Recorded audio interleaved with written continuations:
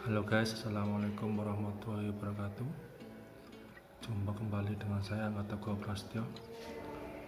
Kali ini saya akan berbagi pengalaman mengapa saya menyukai bidang penelitian atau riset, bahkan yang lebih spesifik lagi tentang skripsi.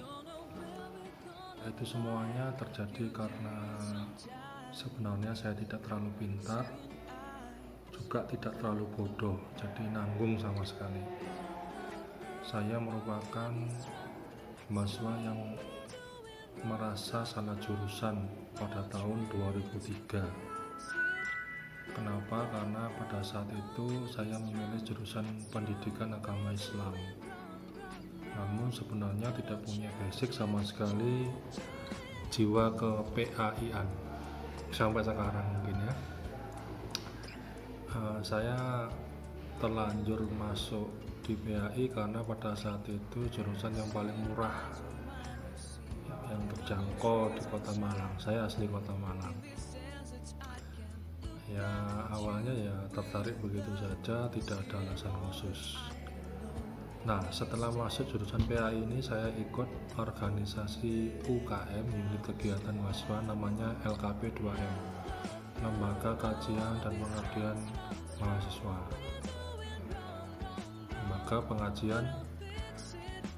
Lembaga Kajian, Penelitian dan Pengembangan Mahasiswa. Ini sudah lama nggak ke UKM LKP, jadi lupa singkatannya ini.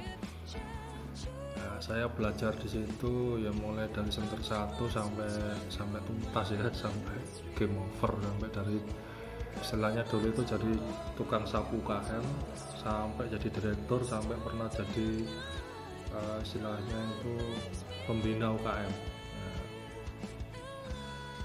Awalnya saya tidak suka sekali riset itu apa, karena hal yang sangat membosankan, karena harus dituntut baca, diskusi dan sebagainya. Namun ada kesadaran dalam diri saya bahwa yang namanya mahasiswa itu sak goblok-gobloknya, sak jelek-jeleknya itu harus dekat dengan buku, dan itu juga dikompor-kompori oleh senior saya seperti Mas Fauzi, Mas Muklis, Ning Ita, Mas Uud dan sebagainya, itu yang meskipun mereka ini berangkat dari kota pinggiran, bisa dibilang kota pinggiran, dan kita juga pada saat itu di tahun 2003 itu dipandang sebagai mahasiswa yang sebelah mata karena kalah mentereng dengan Universitas Brawijaya maupun universitas yang lain ya. Nah, bahkan sopir angkot pun nggak tahu di mana tempat kampus kita, kadang-kadang seperti itu. Tapi lingkungan di UKM itu yang kemudian meskipun tidak ada pemaksaan untuk membaca, tapi geliat diskusi itu terus ada. Asik ini, asiknya kenapa? Karena masing-masing orang mahasiswa di UKM itu merasa terhina atau izin kalau kalah diskusi, dan diskusinya itu bukan diskusi yang asal ngomong ya, tapi berangkat dari sebuah referensi tertentu, sehingga kemudian setiap hari itu ada pertarungan diskusi yang kita tidak boleh kalah dengan teman kita gitu kan. Menariknya di situ, meskipun kita ini jurusan agama sekalipun, tapi tidak asing dengan buku-buku sosial. Itu basicnya seperti itu, dan itu mengalir begitu saja, tidak ada peraturan organisasi yang kemudian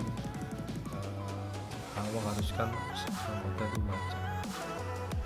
Apalagi pada saat itu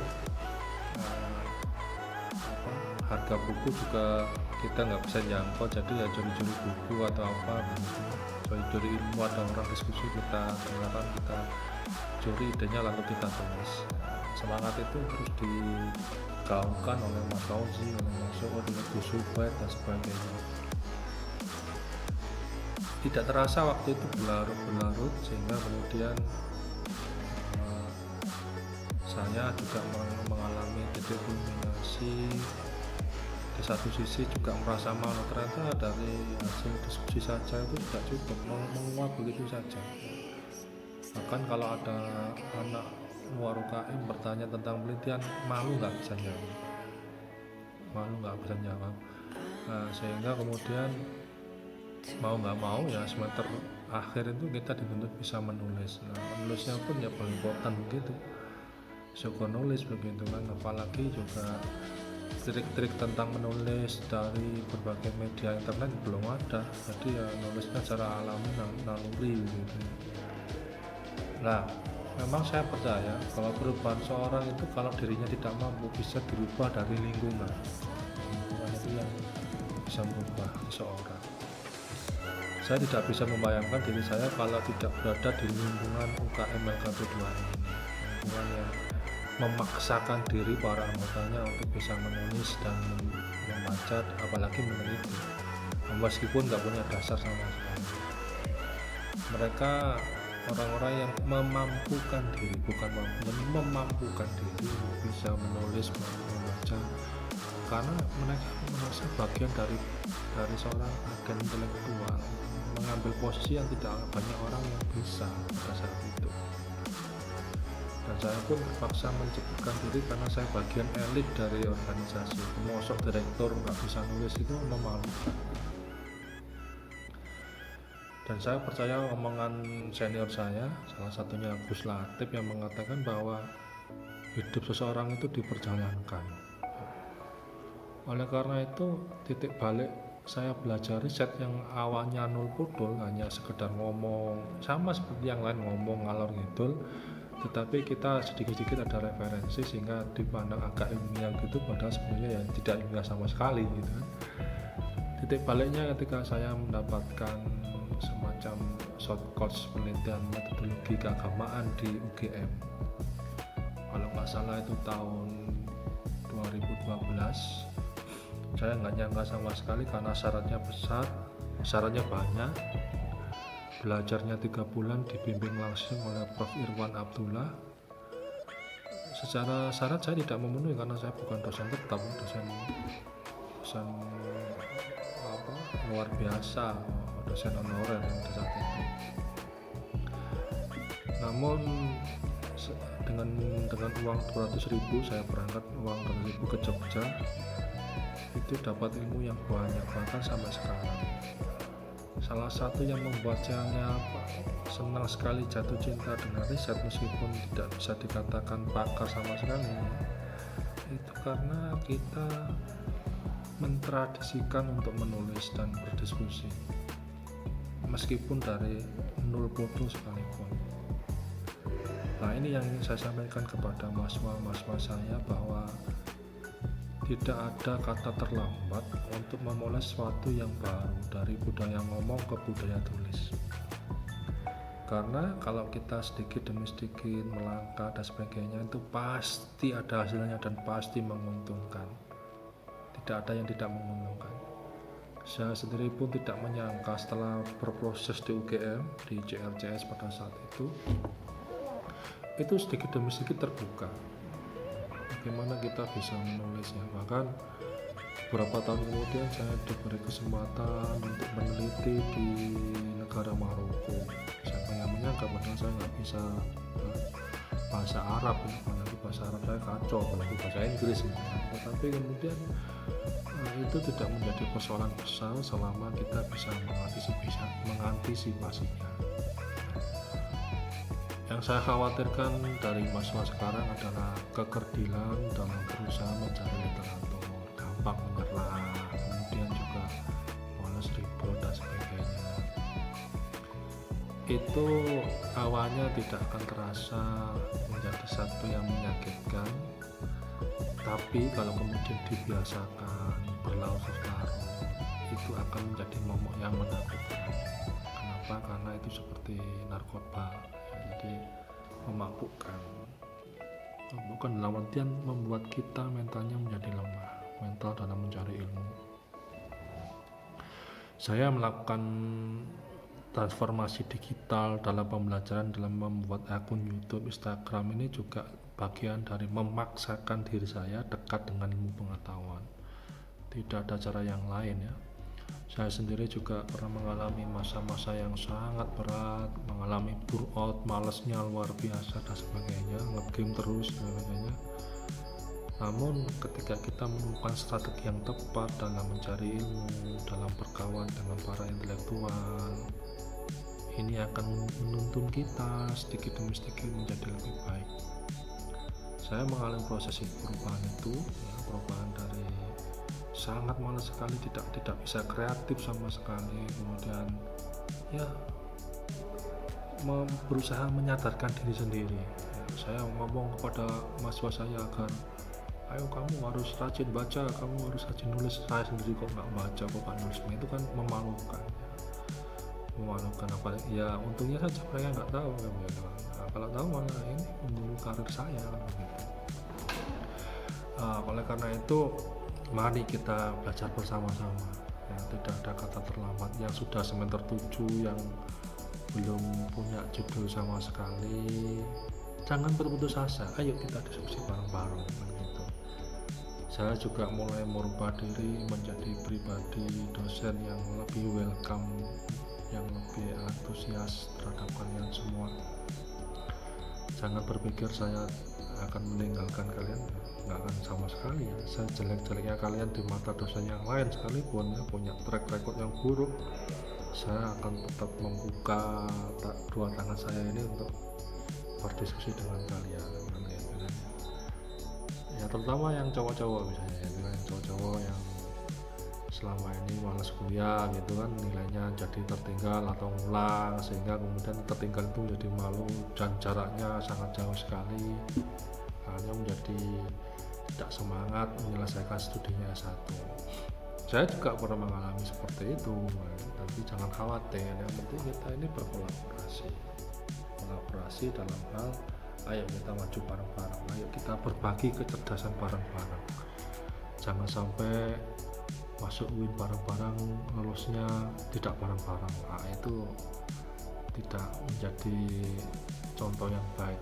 Nilai kesetiakawanan sosialnya itu tidak teruji dengan baik. Maka dari itu saya membuka channel YouTube ini bagian dari ayo mengajak mahasiswa saya maupun mahasiswa dari kampus lain untuk berbagi kecerdasan dan belajar bareng gitu. Ya meskipun kita juga sama-sama tidak bisa sama sekali, saya juga ngomong riset juga ya datar-datar saja, tapi memaksakan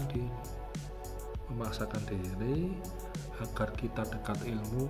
Siapa tahu ilmu itu nanti akan menyapa kita, menuntun kita mencari jalan yang terbaik untuk ke masa depan kita, untuk kesusahan kita semua, begitu. Memang ya tidak mudah untuk merubah dari tradisi santai terlalu santai menurut saya, terlalu santai dalam kuliah gitu kan, datang duduk diam, kemudian atau kalau sekarang pada waktu pandemi karena nggak dilihat dosennya, yang penting ya nampang aja di Zoom atau di grup WA-nya atau di e-learning-nya tanpa ada interaksi sama sekali, sehingga pembelajaran itu menjadi meaningless, tidak bermakna. Yang ditekankan senior saya adalah, nanti dikoreksi kalau bahasa Arabnya salah pada Agustini ya, yang lain ya, al-madda muhimun walakin atarik minal madda walakin ruhul mudaris ahamu minal madda wa taroik. Jadi kuliah itu penting, materi kuliah itu penting, tapi cara mencari ilmunya itu jauh lebih penting. Di balik itu semua, ruhul mudaris, jiwa seorang pendidik itu jauh lebih penting. Mudaris itu sebenarnya tidak hanya pendidik ya, tapi juga inspirator dalam dunia pendidikan ya. Oleh karena itu alangkah baiknya kalau kita sekarang harus berjejaring, berkontribusi antara mahasiswa dan dosen untuk menyelesaikan tugas skripsi ini dengan sebaik mungkin. Jangan bercita-cita skripsi hanya selesai di rak perpustakaan, tapi kalau bisa skripsi itu harus bisa menjadi semacam ijazah intelektual yang memang benar-benar menggambarkan kualitas diri dari seorang mahasiswa itu. Punya cita-cita ingin menjadikan skripsi itu sebagai buku yang akan diwariskan kepada anak-anaknya. Siapa yang nggak mau seperti itu? Orang tua juga akan bangga, kamu juga akan bangga. calon suamimu juga bangga, calon istrimu juga bangga, karena kamu punya sebuah karya yang bisa dipajang di rumah atau minimal menjadi petanda bahwa itu kamu jadi sarjana beneran gitu kan, bukan sarjana karbitan. Karena itu di forum yang nuansa yang sangat baik ini, ayo saya mengajak sama-sama kita belajar bareng.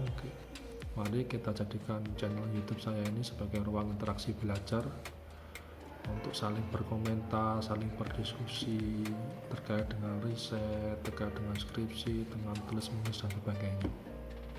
Harapannya ya itu tadi, ini sebagai ruang sekolah virtual, majelis taklim virtual atau pengajian virtual, halaqah virtual yang kita berbagi kecerdasan masing-masing. Itu harapan saya, semoga bisa menjadi perhatian kita bersama. Tetap semangat, gak boleh putus asa, dan harus selalu menulis dan membaca, khususnya bagi mahasiswa saya. Demikian, assalamualaikum warahmatullahi wabarakatuh.